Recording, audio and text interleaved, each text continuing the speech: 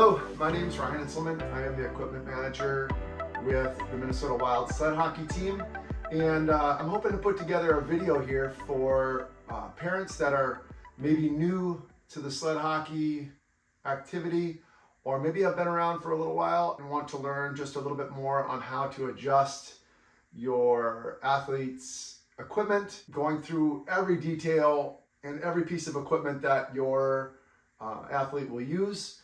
And hopefully this will answer some questions and serve as a resource for the upcoming season as well as seasons to come. If there are any further questions or any other suggestions or anything that I missed, feel free to put them in the comments or to let me know. But hopefully this video will be a helpful resource moving forward and make things a little easier for you and your athlete.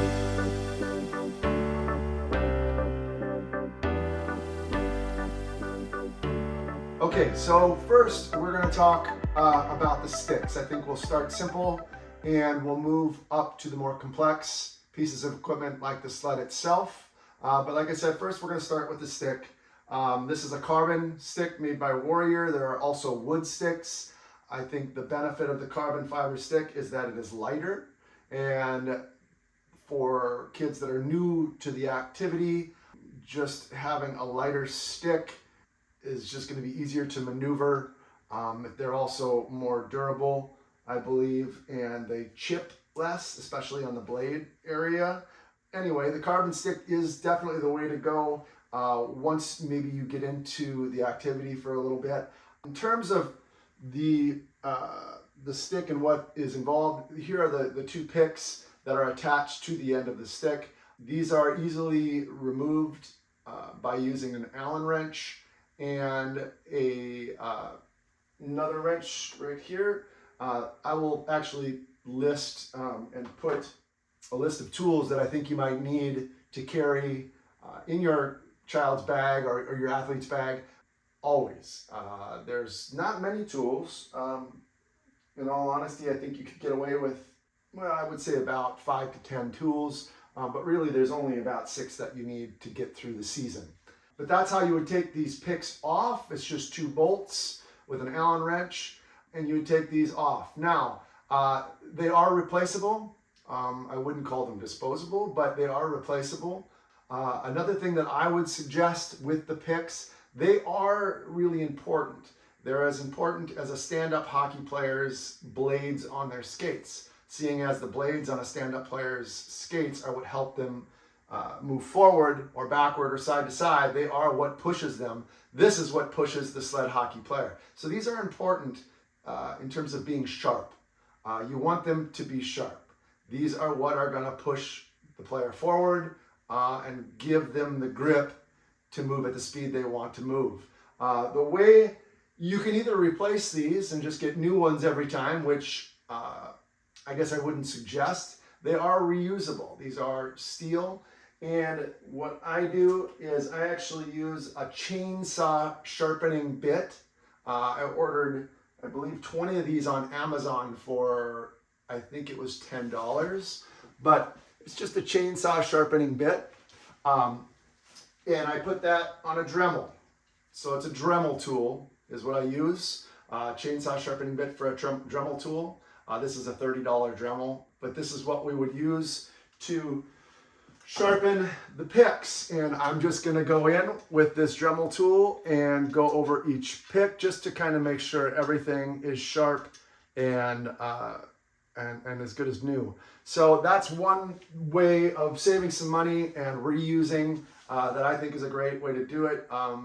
You can, my 16-year-old son does this on his own, and he has about 4 sets of picks that he rotates. It is important that they are sharp. I do repeat, it took me a while to figure that out, but these are incredibly important for the sled hockey player. This is what moves them. This is what grips the ice. If they are not sharp and they are nicked up and dull, they might struggle a little bit. So something to keep an eye on. That's what has to happen with the picks. Now, with the stick itself, nothing crazy. You can see that this tape job is pretty beat up. One thing I would suggest is to not just tape over the old tape. Okay, what that does is add weight. It adds extra adhesive that's hard to get off when you want to.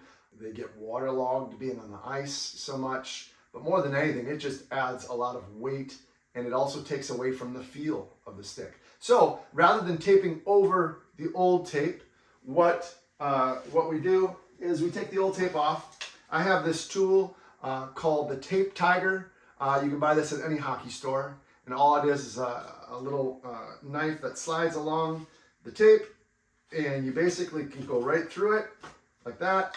It opens up the tape, and now you can start to peel it off. Now, I'm going to fast forward through this next session of me actually taping the stick, but some people do have questions on how do you tape a hockey stick? Well, the answer is it really is up to you. It's not super detrimental to how the stick works. Everybody has their own personal way of doing it. So what I'm going to do is take this tape off, and then I am going to go through taping the stick real fast. It'll be in fast forward, and I'll kind of wrap it up at the end. So let's get started.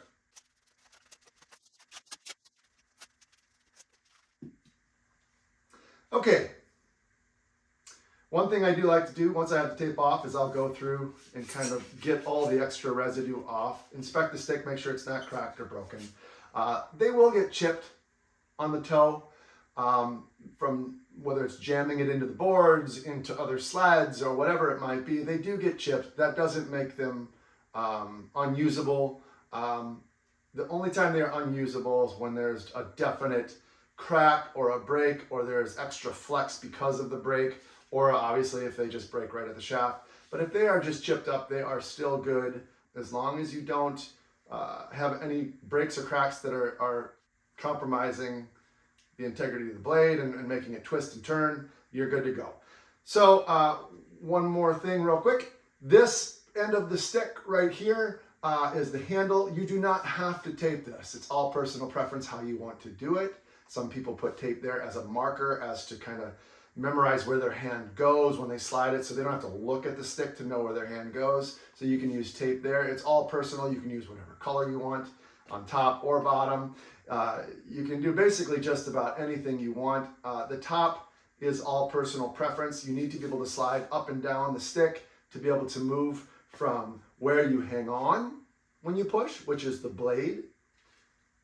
This might be an important note. Where you hang on to the blade when you push is right anywhere in here. This is going to give you the full stride. Now, when you slide down to the handle of the stick, you might slide down to here, but this is not necessarily a good place to shoot from. It's holding it too far. There's too much stick out in front of your hand, which makes it very hard to shoot. Usually you would go to about there, anywhere in here, but my son tends to use tape just so there's a little more grip. If he's reaching, it doesn't slide out of his hand. All personal preference. I'll move forward and tape the stick and show it to you when it's done.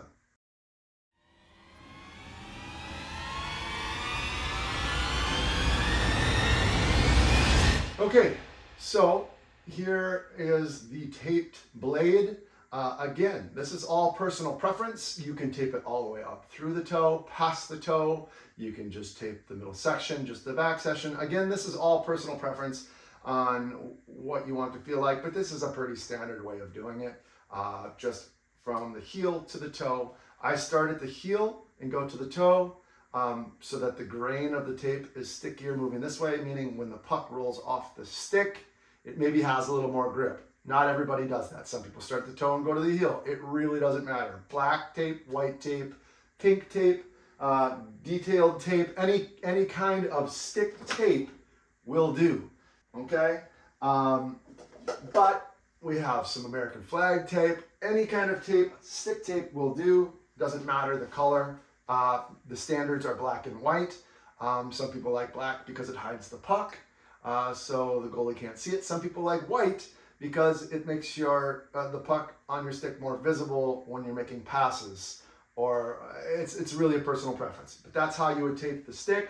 One important note. There is stick wax that stand-up hockey players use. It's just a kind of a puck of wax that you would put on your stick.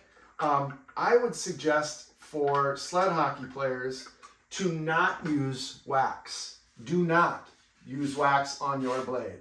Reason being, when you're holding on to the blade of your stick, the wax will get on your gloves, make them super sticky and hard to get up and down the shaft when you're moving from skating to shooting. So I would suggest not putting wax on the blade of your stick and leaving it just tape. That's basically how you put on the tape on the blade of the stick. Again, doesn't matter the color or anything like that. In all honesty, it doesn't matter how you do it to personal preference, but that's just the standard way. A couple last things when it comes to the sticks. One trick we've kind of learned over the last few years, as well as a lot of other people have, is when transporting the stick, these picks should be sharp in order to protect yourself, your bag, your equipment, your car, all of that. Take a tennis ball, put a slit all the way about halfway around the ball. It looks like a little Pac-Man. You squeeze the mouth, goes right over the top of the pick, and it should stay on there pretty good. You might lose a few of these here and there, but it's worth it just to use it to protect yourself from getting picked by the stick. Take it off when it's ready to go on the ice. One last thing. In terms of cutting the stick off or making the stick shorter, they come in a standard length. You can always cut them off. The only thing is there's a trick to cutting them off because you have to be able to put the picks back on. There are holes that are on these that are already drilled, usually when you get the stick, if you have the picks installed. If they are not drilled, usually they come with a drill kit. If you wanted to make this stick shorter, one thing that I would do is you'd take the picks off, you cut the stick down. You don't want it to be obviously super short, but if you're a beginner, you also don't want it to be full length. So that's, again, a personal preference thing. But what I might do is if I'm going to take off 1.5 inches of this stick, is I would take these blades off, cut this top part off, and then I would use this top part, which already has the holes drilled in it, as kind of a jig or a template to where I want to drill the holes further down. So I would take this part that I just cut off with the picks off. You would just see the holes exposed. I would line that up on the shaft, and I would use that to drill the holes so that I can put these picks back on the stick once it is shorter. There is also a plug inside here. Sometimes they're wood, sometimes they're plastic, but it's about a 2-inch plug that goes inside the hollow of this stick.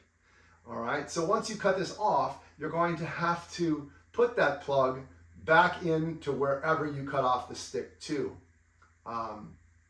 And that then will also serve as just a brace when you put these picks back onto the stick. Something for the bolts to be solidly connected to rather than a hollow stick. So that's what the plug is for on the inside there.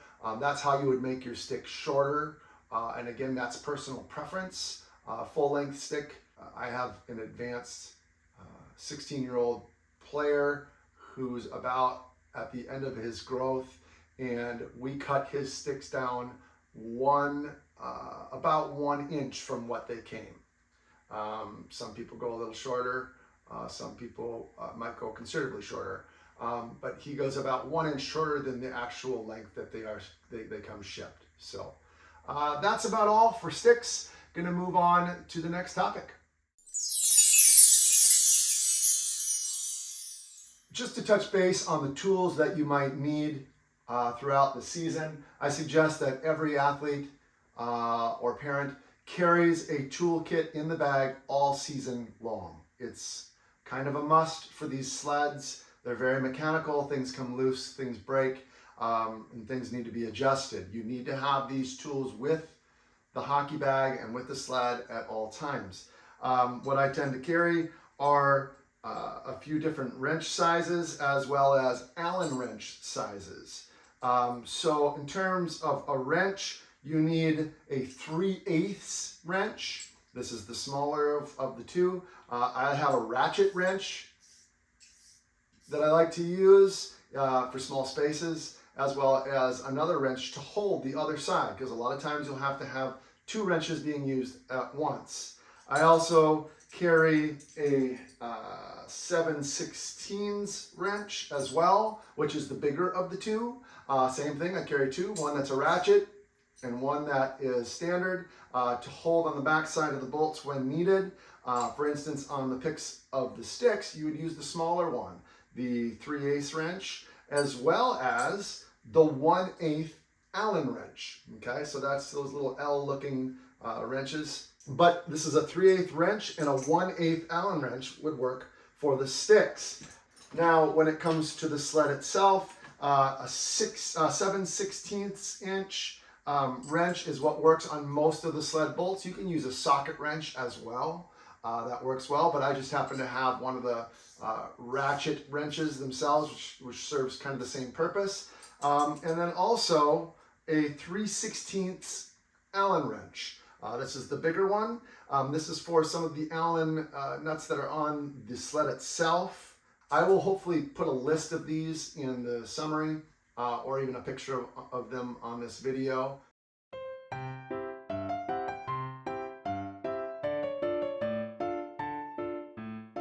But basically you need two size Allen wrenches, a 1/8 inch as well as a 3/16 inch.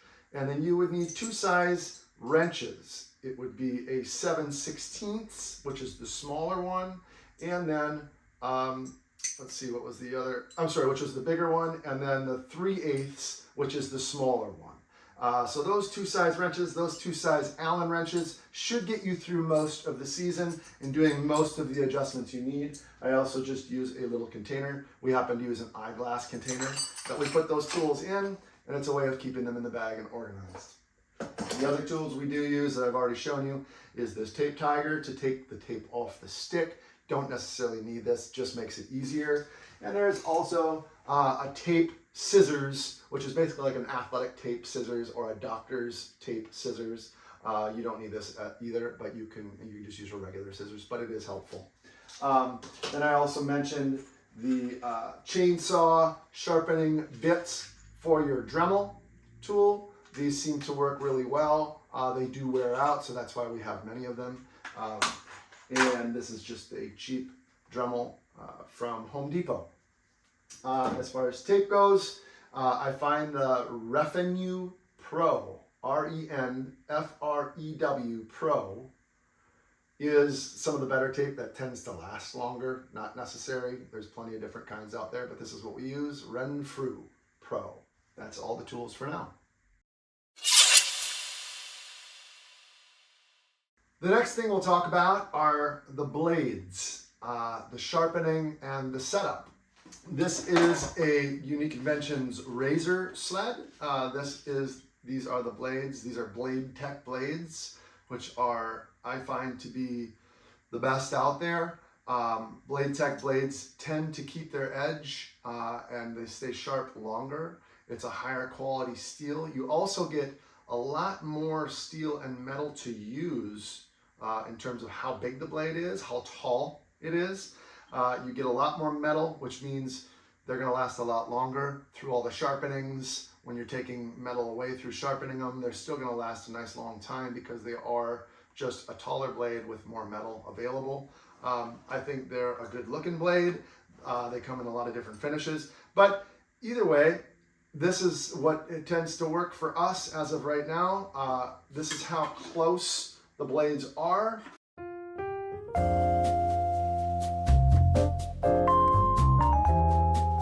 One thing when it comes to blade sharpening, there's a lot of different ways to do it. With the Minnesota Wild Sled Hockey Group, I'm basically gonna probably have a maximum of 3 different ways of sharpening.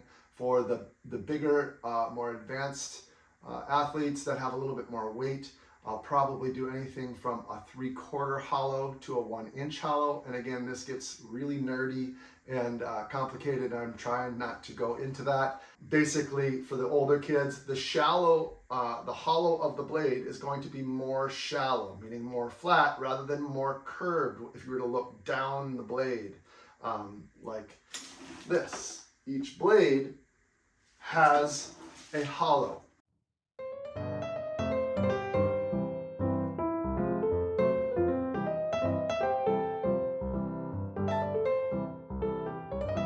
Okay, the flatter, the more it glides. The more curved, the more it cuts and digs in. You get a little more control, but you get a little bit less glide because there's more metal digging into the ice.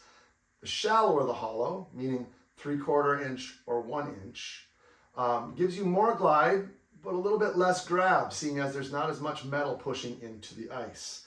So for the bigger kids that have a little more weight, I usually do them on a shallower hollow, 3/4 or 1 inch. Gives them a little bit more glide, but yet they're still able to control their edges because there's enough weight to push them into the ice. And for the younger kids, I tend to do a 5/8 inch, which has a little bit more curve and a little bit more grab, and it makes it so if they don't have a lot of weight, that blade is still digging in enough to help them turn. So basically that's a 5/8 cut is what I would do for the younger players, or the smaller players, I should say. And we can go a lot of different directions from there. There's a lot of other options, and we can dial it in just right for your kid. And it might take some trial and error, and there is no magic or perfect way to do it. There's no right way to do it. It's, again, all personal preference.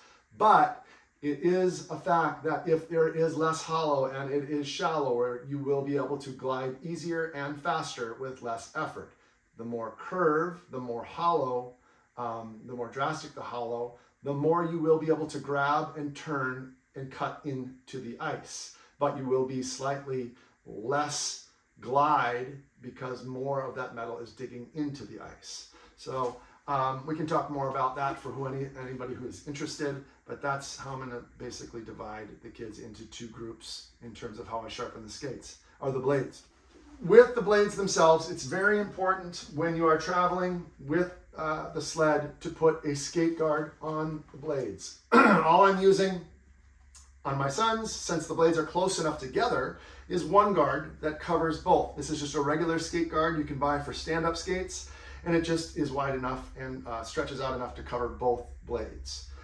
If your blades are separated and further apart because they're maybe a beginning skater and they might be even 6 inches apart, I would use two of these guards and put them on one on each blade. But having these is a must for preventing injury as well as protecting the blades so that you do not have to get them sharpened as often.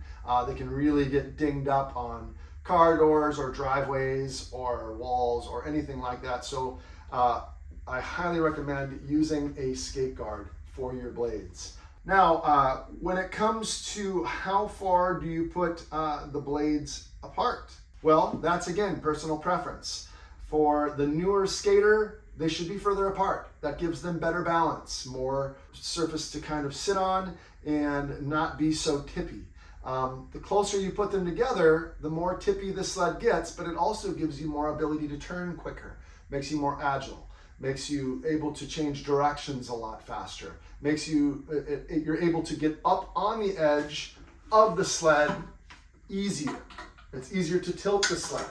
When you have the blades so far apart, that really prevents you from falling over or tipping, but it also prevents you somewhat from getting up on that edge to turn or to stop. Now, when you're starting, further apart is good to build confidence and just have better control over your body, to allow your body to become stronger and your balance to become better. As they progress, you'll move those blades in little by little, not a lot, just a tiny bit at a time until you can get them about 1.5 inches apart. There is such thing as going too close. You don't want your blades to be too close. Prior to these spacers that we used in the razor, we had a smaller set of spacers which had the blades be about 1/2 inch closer. It seems like maybe that would be a better thing. However, what we found is when they are too close, what happens is your sled can bottom out. Meaning when you turn to the side, the sled bucket or frame will touch the ice and then cause your blades to lift up and slide out and fall.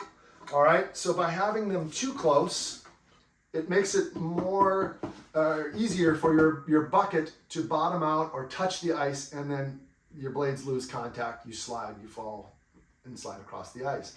So again, it's a personal preference thing. You want them to be wide when you start, just to build confidence and strength. Move them closer as they get more advanced to give them more agility, more ability to turn and react to the play. on the ice, but careful that you don't overdo it and put them too close, and then have the sled bottoming out when they try to turn sharp.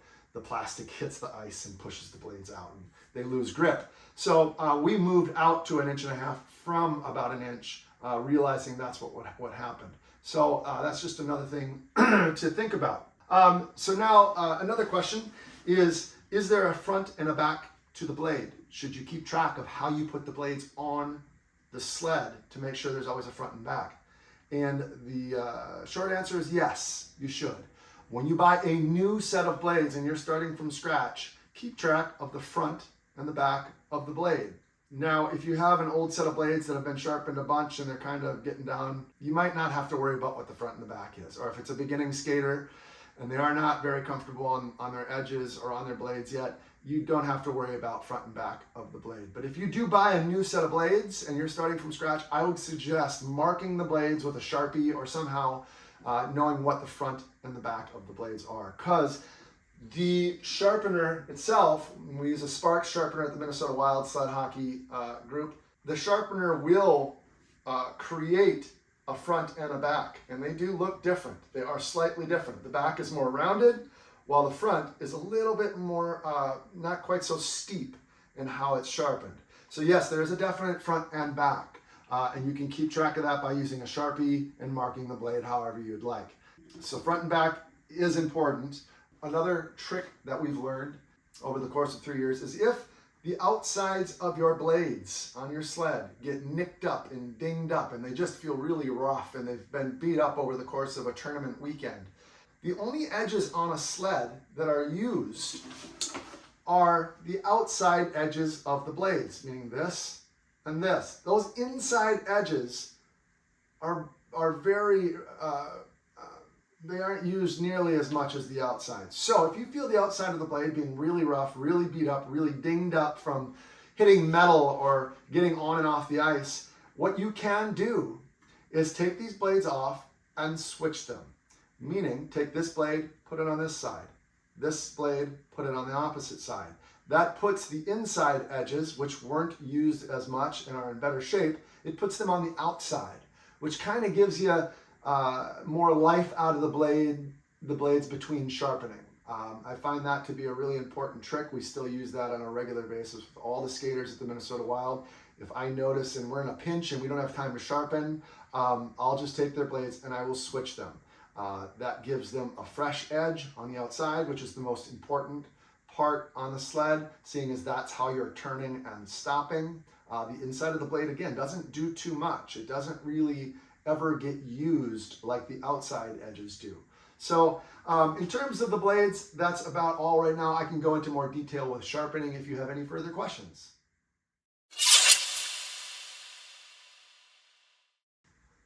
One more thing, when it comes to removing the blades or putting the blades back on for sharpening purposes, all of these sleds are, a lot of them are built different, have different connecting mechanisms for the blades.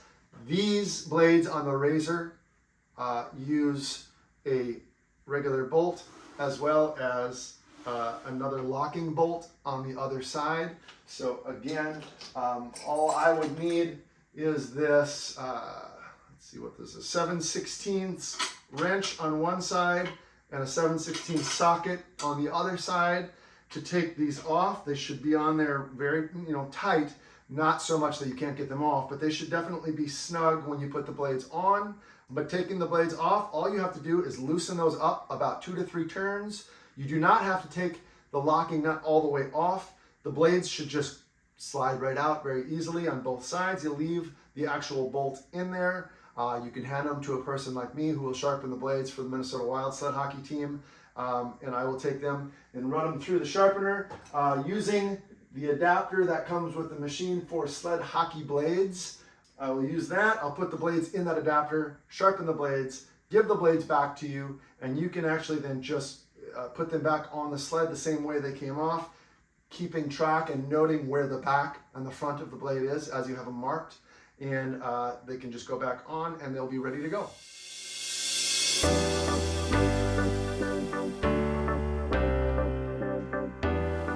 Okay, so So the next thing I'd like to talk about is some of the wearable equipment that you'll need for sled hockey. And again, some of this is personal preference. This is just telling you what we've done so far, not right, not wrong, just what we have managed to kind of figure out over the last 3 to 4 years of sled hockey.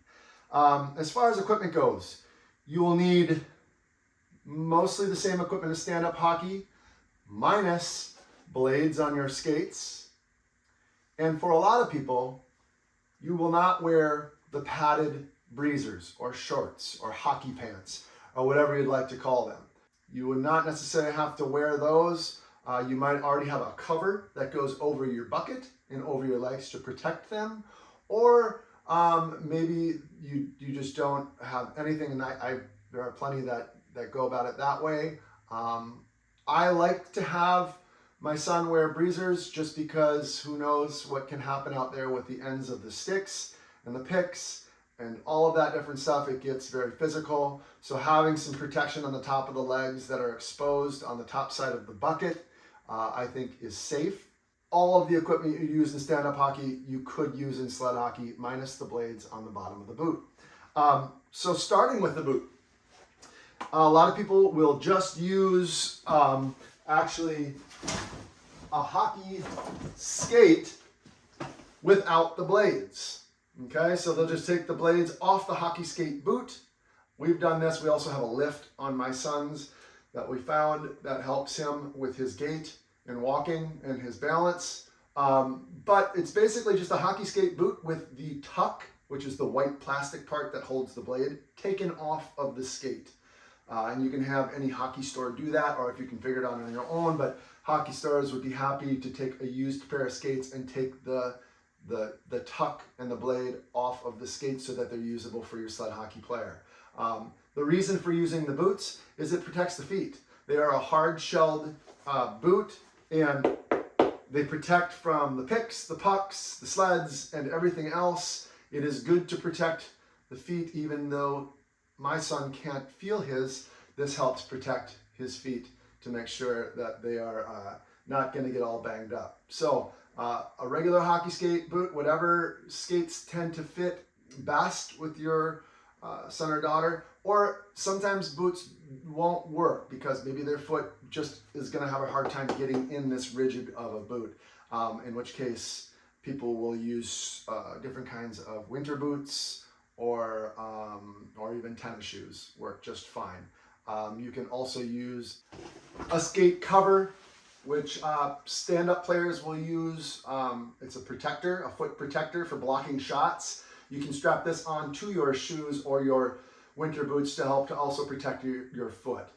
These are a little bit harder to find, but they are a skate boot protector that a lot of stand-up players will use to protect their feet when they're blocking shots. So that's enough with skates. Then you would need a pair of knee pads to cover the shins, as well as, like I said, I suggest a pair of breezers. You can take some of the pads out in those breezers if you'd like. We took the bottom ones out as well as the side ones, just so my son fits better in his bucket of his sled, but left the top pads as well as the ones that go around the ribs and the kidneys, as well as a little added protection. You can buy used breezers or hockey pants and customize them for your athlete. Then also shoulder pads you'll need, as well as elbow pads, gloves, and a helmet, and a mask. And new this year, you will also need some neck protection, which I would suggest buying a protective hockey shirt. They are long sleeve and they have cut-resistant material neck guards built into the shirt. I would suggest that so your child doesn't, or your kid doesn't lose the neck guard if it is separate from the shirt. It is also, these shirts are very comfortable.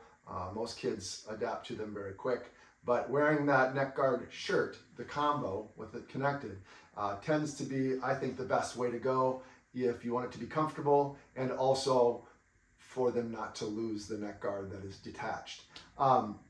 So that is the other piece of equipment you need. Everything just goes by fit and what feels right. I have one kind of trick in terms of the gloves. That seems to be an issue. Here are two gloves that my son has used. This one here on your left was used, we used goop, shoe goop, to try to protect the fingers from ripping and tearing. You can see that it works, but it kind of looks like a mess and it gets tore up pretty easy. What I have found this year, after much trial and error, is that we used what's called truck bed liner, truck bed coating. It's clear by Rust-Oleum. And we used truck bed liner that is clear, and I painted that on to the entire glove. That has worked really well. It's very lightweight, but yet super durable, makes the fabric very durable. When it gets wet, it does not get waterlogged. It does not change the color too drastically, but more than anything, it just seems very tough. It's gonna last, hopefully, the season, and if it doesn't, we'll just add another layer. But as of right now, this has been what I've found works best for hockey gloves to keep them intact, seeing as there's so much that happens with these gloves as opposed to stand-up hockey. They drag on the ice, they get nicked by picks, by blades, by sleds, by the boards. They really do take a beating and get ripped up, and usually will only last maybe a year when not protected by something like this, which is the truck bed liner clear. I painted it all on. I'm sure you could also find the spray version and spray it. I just like to have a little more control of where I'm putting it on the glove so it doesn't get all over. But I actually covered the entire glove below the cuff. So all of this, all the fingers, the thumb are all covered, not the leather, okay? The leather just stays as is. Hopefully it lasts a long time. If for some reason it does not last, okay, one of the things that we use to fix the gloves, if there becomes a hole in the thumb or the fingers, is I have some adhesive furniture repair suede that I purchased on Amazon. And it's just a really, really strong adhesive, thin, yet durable suede that you'd use to repair furniture. And I will cut out pieces and just cover up the holes on the outside, as well as put another patch on the inside just so it's not sticky on their hand. But we've used this quite a bit to repair the palm of the gloves. If they are beyond repair, it might be just time for a new set, or you can also bring them into certain leather repair shops will also redo the palm of gloves, but the cost of repairing the palm of a glove is usually more than the glove itself. So using some of the suede repair works well. Also, just using that covering on the outside of the glove will really make them last a lot longer.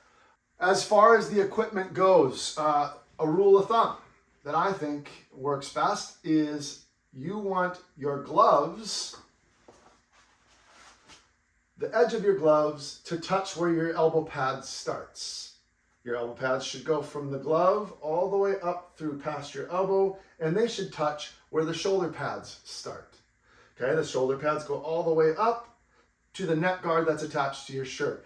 Basically what I'm saying is there's no gaps of pad. There's no gaps between the pads for injuries to happen, or sticks to pick them in the arm, or pucks to hit you, or anything like that. There's no gaps. You're completely covered and padded and protected. So gloves touch the bottom of the shoulder or the elbow pad.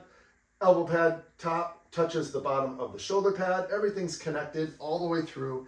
The shoulder pads will then touch at the in the torso to the breezers or the hockey pants, the top of the hockey pants.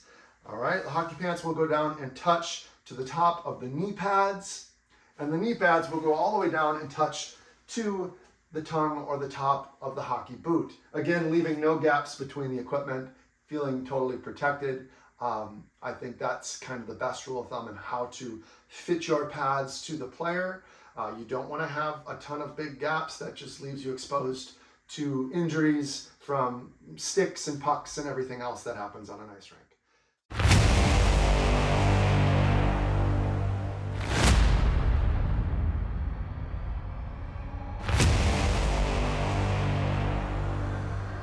Okay, so now comes the more and most complicated part when it comes to sled hockey equipment, and that is the sled itself. This part of the sled is the bucket. This part of the sled right here, between the bucket and the actual frame, this is the frame itself. This is the riser. This piece between the bucket and the frame is the riser, which lifts the bucket away from the frame. And again, this is the frame. These are the blade holders on the bottom, as well as the blades, which we've already talked about. This is the footrest itself and the nose of the sled. This bottom piece right here is called the skeg. They are sometimes plastic, sometimes metal. It's what hovers just above the ice when they are skating. But again, this is called the skeg. This right here is a ratchet strap to hold the feet onto the nose of the sled. And then here is a Velcro strap that we use to strap their knees together, giving them a little bit more stability if needed. These are just 1.5-inch Velcro straps. It's a lot less expensive than buying tape. Same with these ratchet straps. They save time.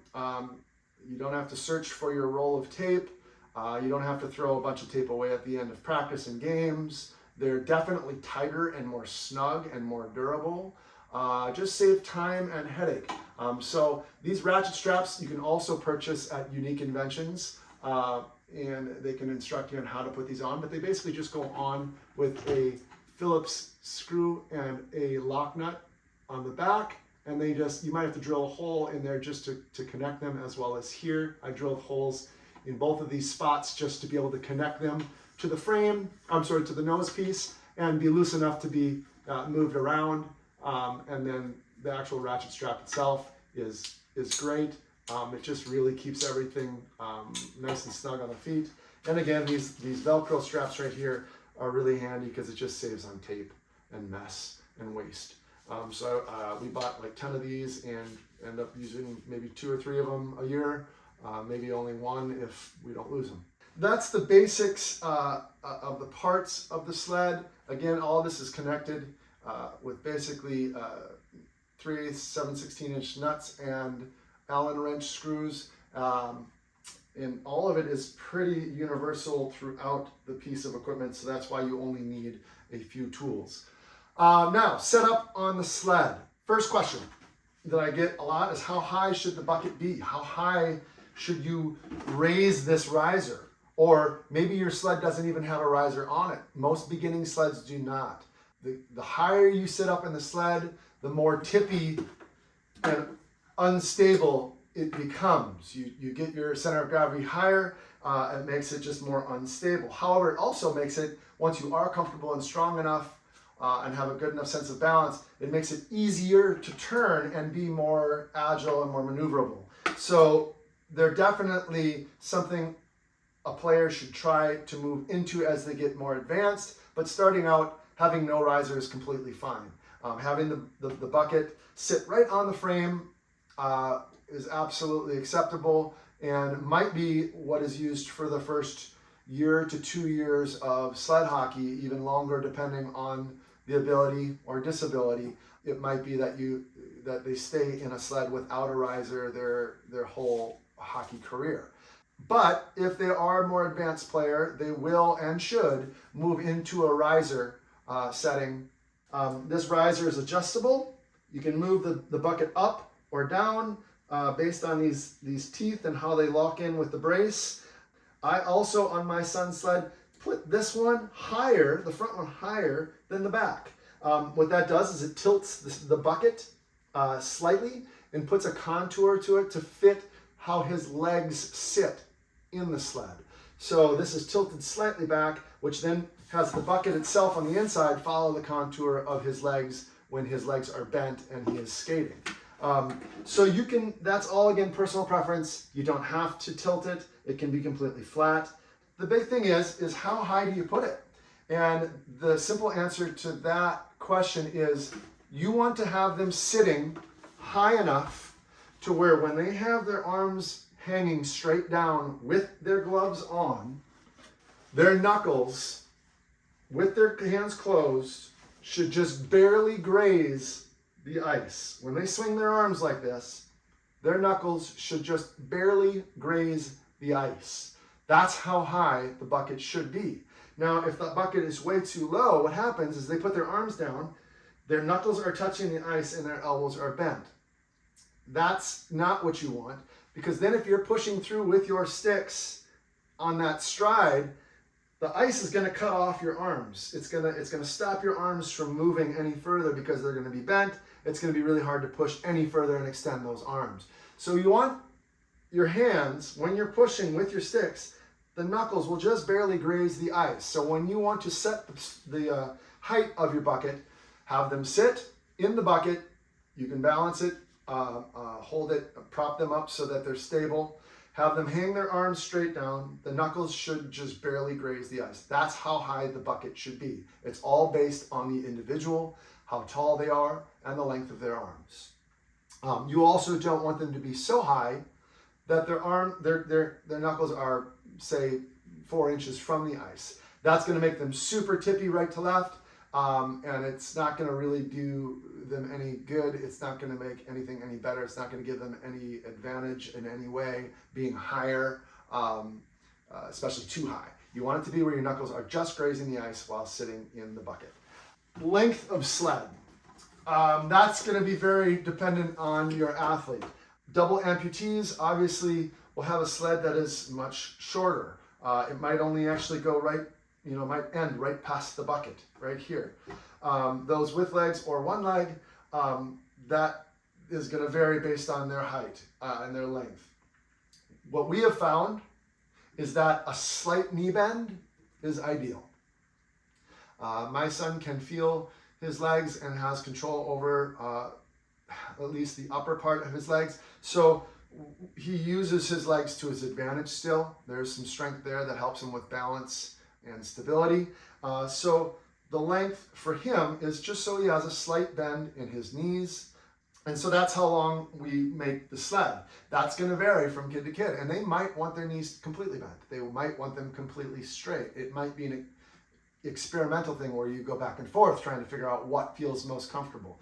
Again, all the families in sled hockey with these athletes have had to adapt in a million different ways already. This is really no different. The sled is super adjustable, and you figure out what works for your athlete. And so length is going to really vary. However, the important part about length is that whatever you do with setting up the length of your sled, you need to actually be really conscious of where you set the blades. These blades are actually movable. Again, this whole bracket right here, this whole thing that holds the blades on, is adjustable up and down, as well as the bucket can move up and down as well.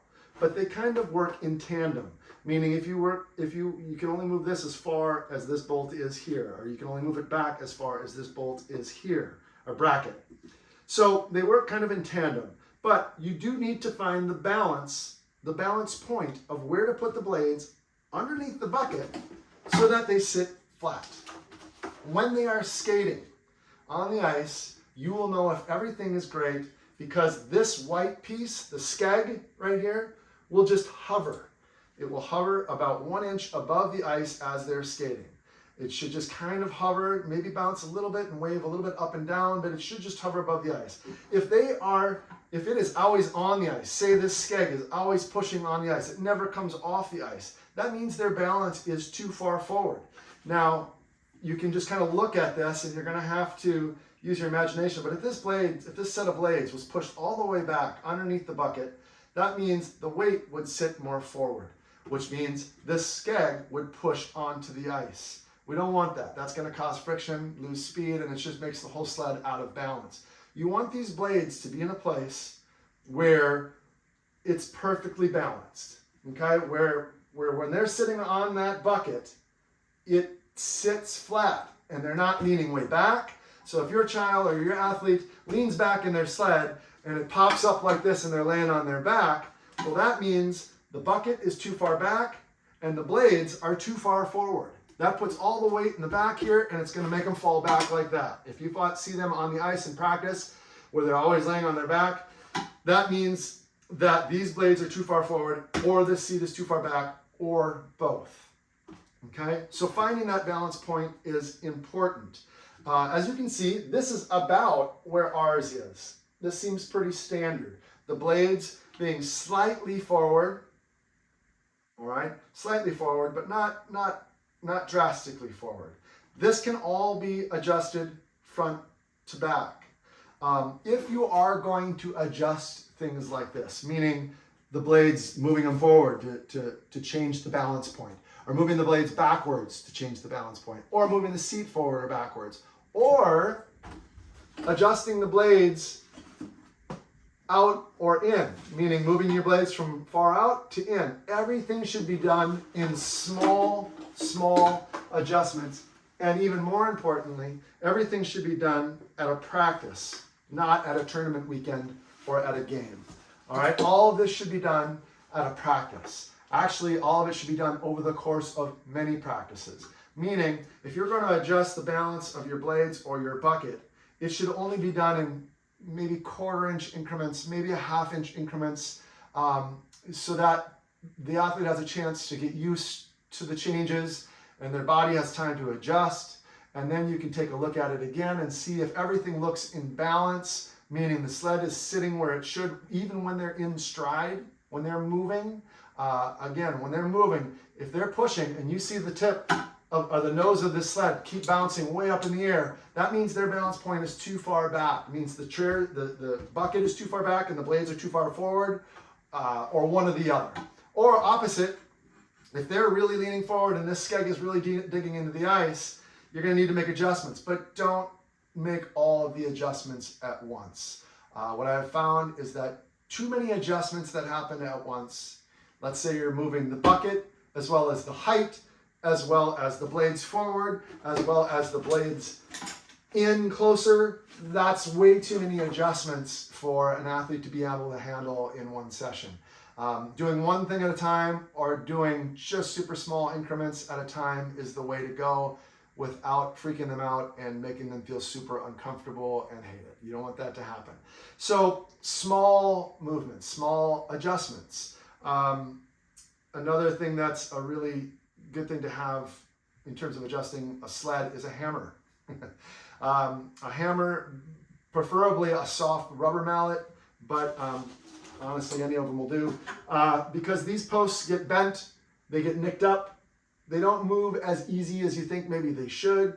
The newer the sled, the easier they move. The more the sled's been used and beat up, the more trouble you might have moving them. So tapping them with a hammer to move things slightly is helpful. I would also use a Sharpie to maybe mark the spots where you have them, just so that if you have any problems where it just feels absolutely horrible for the athlete and they're so uncomfortable and they hate it, you can move it back to where it was. So marking some of these spots with a marker is a great idea. The one thing I would not suggest, and I really frown upon, is using hockey tape, masking tape, duct tape, any kind of tape on the frame of this sled.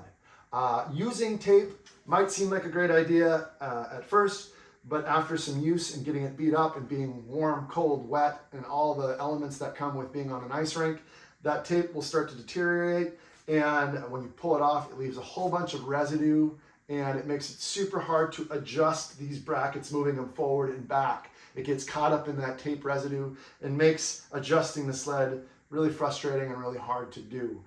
So I would shy away from using any tape on your sled, especially on the frame. That's again why I like to use these ratchet straps, Velcro straps. You don't see any tape on this sled frame. It makes it so that it adjusts easier and these brackets slide metal on metal easier rather than getting caught up in the old duct tape residue that might be left from 10 to 15 years ago or even a month ago.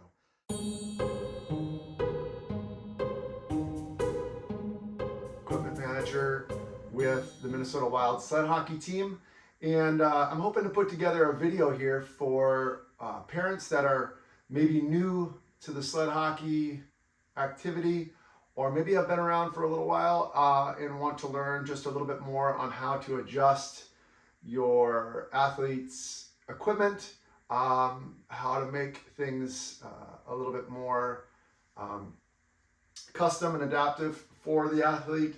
So I'm going to try to make this quick, going through every detail and every piece of equipment that your athlete will use. And hopefully this will answer some questions and serve as a resource for the upcoming season as well as seasons to come. If there are any further questions or any other suggestions or anything that I missed, feel free to put them in the comments or to let me know. But hopefully this video will be a helpful resource moving forward and make things a little easier for you and your athlete.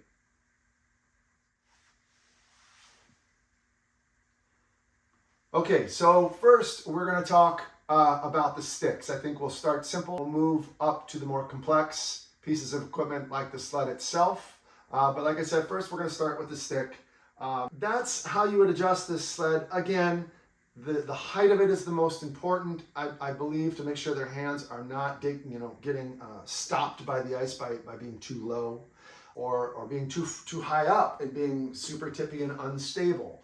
A lot of this, though, is very dependent on your athlete and their strengths, their stability. If their core is not very strong, keeping the blades wider is going to be a better idea until they're definitely comfortable and feeling stronger enough to move them closer together. Same with height.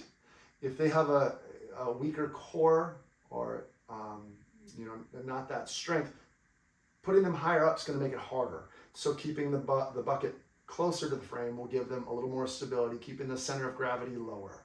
But again, as they become more advanced, it is going to work in their advantage to put the blades closer and the bucket higher.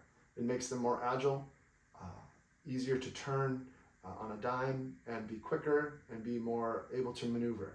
There are pluses to raising the bucket and putting the blades together, but that doesn't work for everybody. More importantly is the balance of the sled front to back.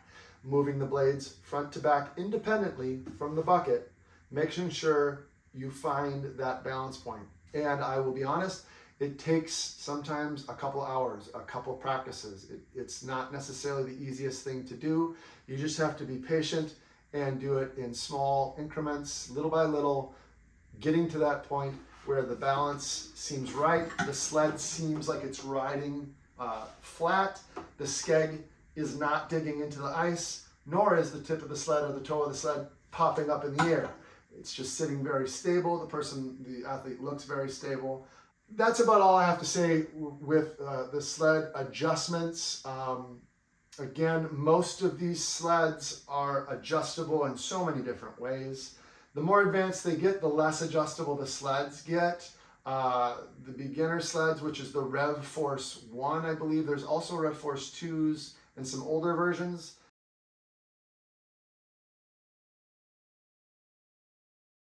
A great another resource that for equipment, also when it comes to sled and sticks, would be Heather at Unique Inventions. They are a Canadian-based company that provides sled hockey equipment around the world.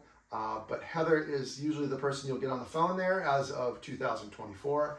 And she is awesome and super helpful and will instruct you on sled ordering or sticks or stick assembly or anything having to do with the purchase of actual specific sled hockey equipment. The beginner sleds, which is the Rev Force 1, I believe. There's also Rev Force 2s and some older versions. Those are very adjustable with lots of extra metal on there to adjust to fit many different athletes. As you move into the Razor sled by Unique Inventions, it's less metal, meaning it's less adjustable, but it is still slightly adjustable. I can still move things in and out to account for growth. And as you move into the ballistics sled, it is completely custom and not adjustable. That's for someone who has completed their growth, or maybe they're a double amputee, or there is just normal growth, their growth is finished, and their sled will be the same from here on out. Then you can get a ballistics sled, and that is not adjustable and is a very sturdy, durable piece of equipment, but does not have the options of moving with the growth of the athlete. So with all that said, if there's any other things that I may have missed, please put them in the comment section or let me know. Another thing too with the bucket itself before I end this is that this can all be customized to the body of the athlete, meaning don't be afraid to use foam and whatever it takes to make this bucket comfortable for the athlete. This is a place where it's okay to use tape and some adhesive. This bucket is also adjustable, but you want to make this comfortable for the player. Again, if they are wearing hockey pants or breezers or some sort of a padding on their waist, that might help sit them tighter in the bucket, which they might like. My son happens to like wearing pads sitting in the bucket because it makes him feel a little more snug so he doesn't slide around. It makes him feel a little more stable. Some people don't at all, and they just have a smaller bucket and put these ratchet straps tighter to make the bucket tighter. Maybe use a little foam, and they use that instead. Again, these ratchet straps are very handy. This is what we like to use for sure, and I would suggest this 100%, is these ratchet straps that the companies use. This will make the bucket kind of squeeze in and keep them a little bit more stable as well. Other than that, I think that is about it. Unless I have anything else, I'll add later. But thank you for watching. I hope this helps in the upcoming season for your sled athlete.